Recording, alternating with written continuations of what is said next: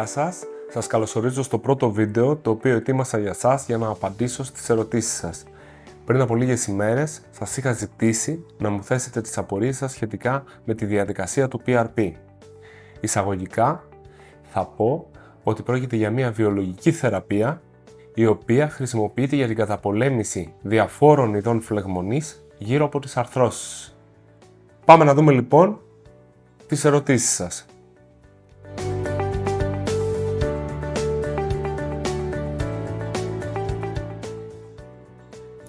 Δεν είναι περίπλοκη διαδικασία, λαμβάνει η χώρα στα πλαίσια μιας επίσκεψης εντός του ιατρείου, γίνεται αιμοληψία και πραγματοποιείται στη συνέχεια η διαδικασία της φυγοκέντρησης, η οποία κρατάει περίπου 15 λεπτά. Στη συνέχεια αποστηρώνεται η περιοχή που πάσχει, γίνεται η έγχυση ενδαρθρικά ή περιαρθρικά και ολοκληρώνεται η διαδικασία μέσα σε περίπου 30 λεπτά.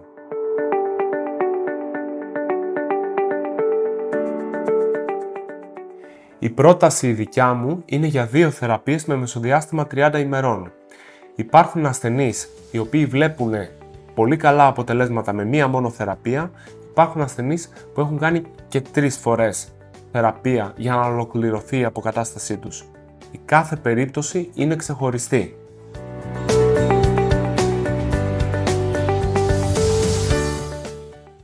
Η βοήθεια του PRP είναι μέγιστη σε αθλητικές κακώσεις που αφορούν τένοντες γύρω από αρθρώσεις του ώμου όπως είναι ο υπερακάνθιος, γύρω από την άρθρωση του αγκώνα όπως είναι το tennis elbow παύλα επικονδυλίτιδα και γύρω από την άρθρωση του γόνατος όπως είναι η τενοντίτιδα του τετρακεφάλου και η τενοντίτιδα του επιγονατιδικού τένοντα. Σημειώνω ότι είναι πολύ σημαντική η βοήθεια του PRP και στα αρχόμενα στάδια της αρθρίτιδας.